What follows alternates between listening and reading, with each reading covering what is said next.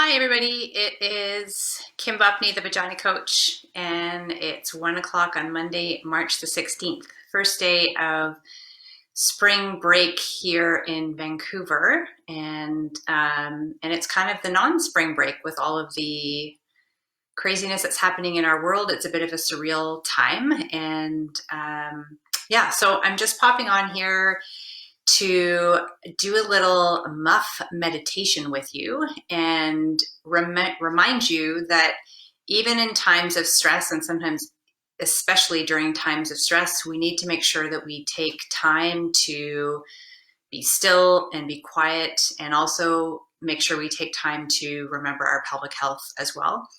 So stressful times can definitely exacerbate symptoms of anxiety and also hypertonicity, or kind of more tension being held in the pelvic floor.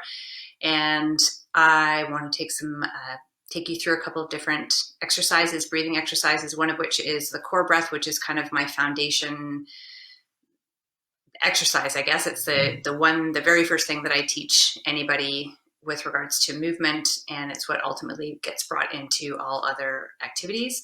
And it's a good way to bring in some downtime, some down training, some connection, some body connection, and also some breath. So I know sometimes when we're stressed out, we can often start to become more chest breathers. We start to breathe more shallowly. We're not getting as much oxygen. And stress can also decrease our immunity. So in a time like this, we want to make sure that we can keep our stress down, and we want to make sure that we keep our immunity up. And so mindful breath work can definitely be helpful. And I'm just going to take it one step further and add on some of the pelvic floor stuff as well. And just give you a couple of tools that can help you, even if you just take some time to do some visualization breathing and forget the pelvic floor piece.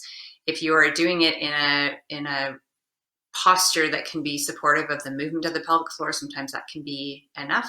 But the most important thing is we take time to be calm and to breathe and to stop and be still. And I'm just going to give you a little bit of inspiration in terms of how you can do that. And the other thing that I want to let you know, Shirley mentioned that I had a special offer. And what I've decided to do is the next 2 weeks, many of us have been asked to self-isolate and practice social distancing. And people that have, I know I'm a bit of a course junkie, and I have courses that I've purchased and they sit in my inbox reminding me that I have access to them, but I don't have the time to finish them. It's a great time to do some online learning. It's a great time for audiobooks. It's a great time to get outside. So I've been outside this morning, getting some fresh air, vitamin D. We have a lot of sunshine right now in Vancouver, which we're really fortunate for. So it's not a time to sit and wait. Obviously, we need to spend time indoors, and yes, we need to distance ourselves and self-isolate. And I think that there's benefit to doing that, absolutely. So let's use this time and use it to learn, use it to start practicing things that we feel like we've maybe brushed to the side because we don't have time. We have time now, and let's take advantage of that. So what I'm doing over the next 2 weeks is, at any point during the 2 weeks, you can sign up for a free trial of my full online pelvic floor program called Kegel Mojo. And once you sign up, you'll have 7-day access to go through all of the content and learn and do the exercises, print out the workouts, whatever you want to do. It's yours to use for that 7 days. And at least you can then feel like you've done something productive. You have this time, so take it. I want you to take advantage, and I want you to use that. So if you go to vaginacoach.com/Kegel Mojo trial, and I'll post a link here in the notes as well, and I think Shirley will be sharing it on the page.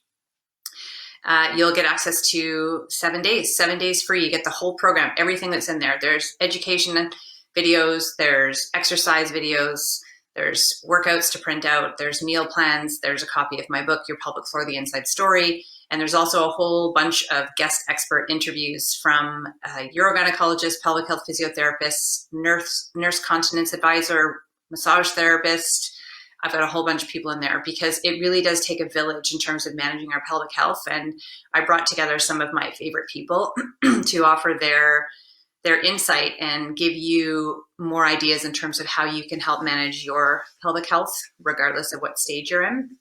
So please take advantage of that. Share it with your friends. I'm opening the doors to anybody.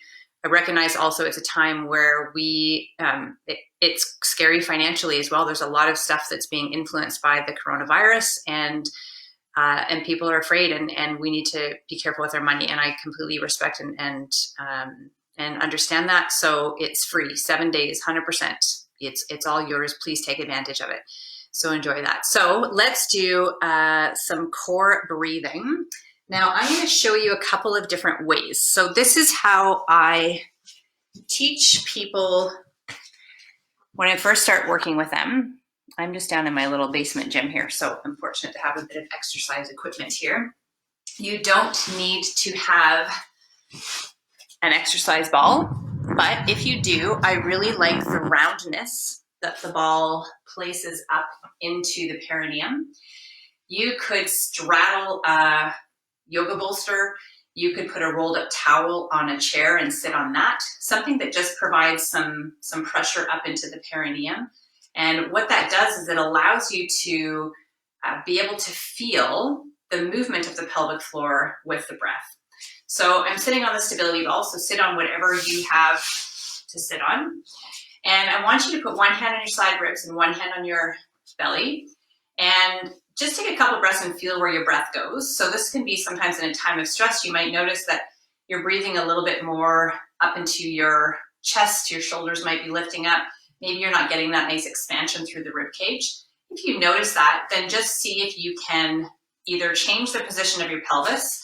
So sometimes when we sit more tucked, we don't get the nice descent of the diaphragm, and therefore the pelvic floor doesn't expand as well. So make sure you nod your pubic joint forward so that you have a gentle curve in your low back.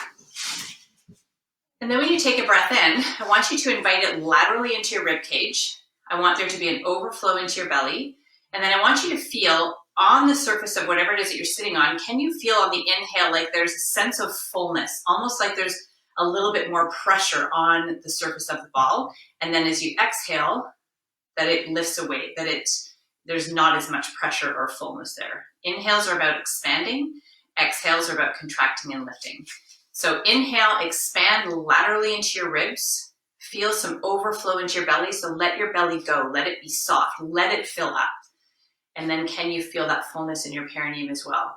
Then as you exhale, I want you to purse your lips and blow as if you're blowing out a candle. And can you feel like that lift of the pelvic floor, that drawing in of the belly and that closing or softening of the ribs happens maybe at a bit more heightened awareness.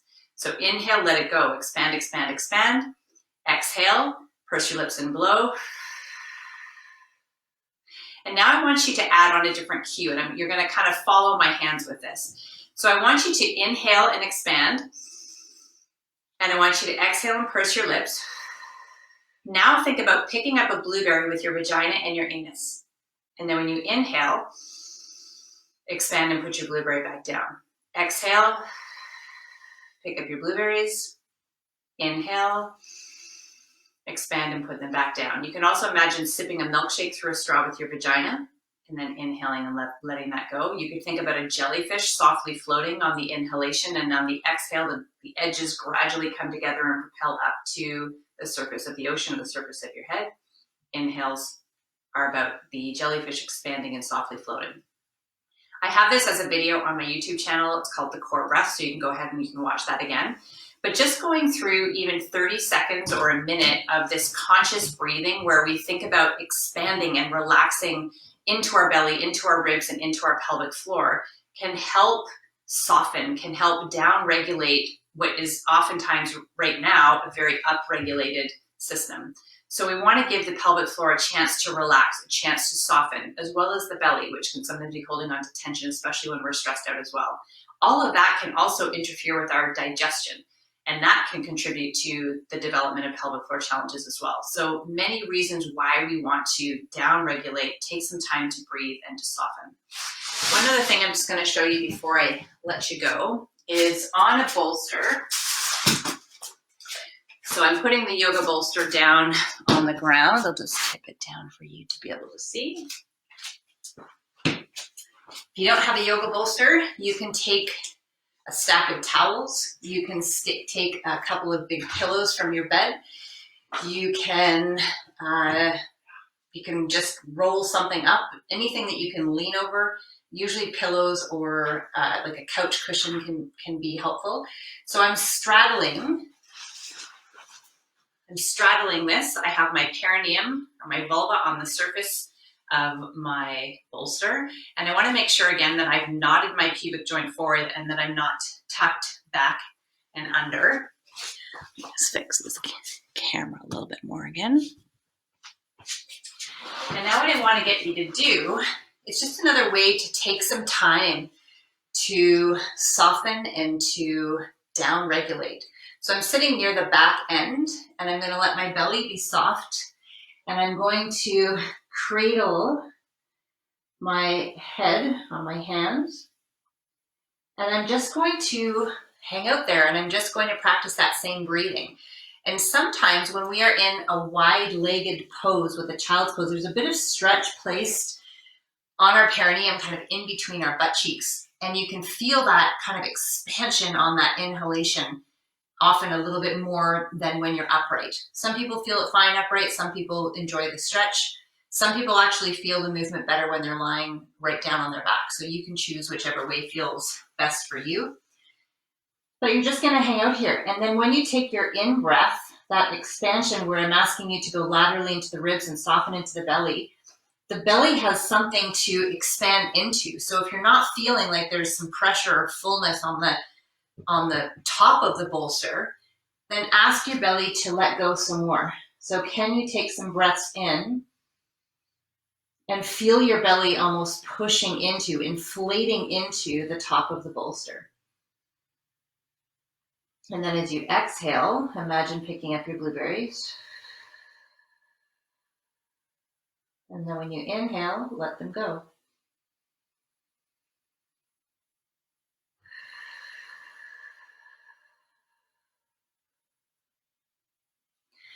So make sure you take some time today and every day, especially over the next 2 weeks, but really always, take some time to breathe, take some time to slow down, take some time to check in with your body, your posture, how you're holding yourself.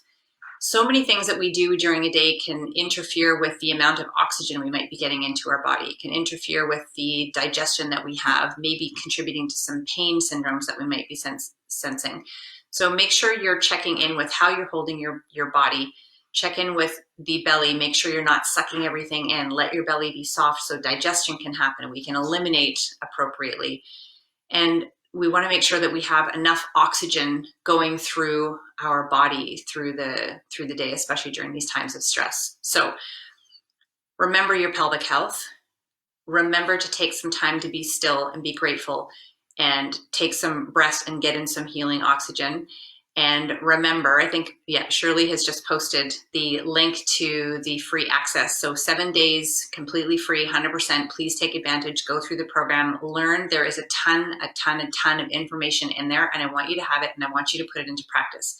Because online learning is amazing, and we have access to so much, but it's about putting that information into practice. So that's what I want you to do. So take 7 days of learning and then start putting it into practice. And during your second week, you will have everything up here that you can then start implementing into your day in terms of lifestyle habits, nutrition practices, movement practices, all sorts of things. And of course, anytime you can reach out to me, kim@vaginacoach.com, or you can tag me in the Menopause Chicks community. And that is it. So I appreciate Shirley very much. Thank you for having me. And I wish everybody health and well-being. I know this is a tough time, but we will get through this. We will get through this. Thanks.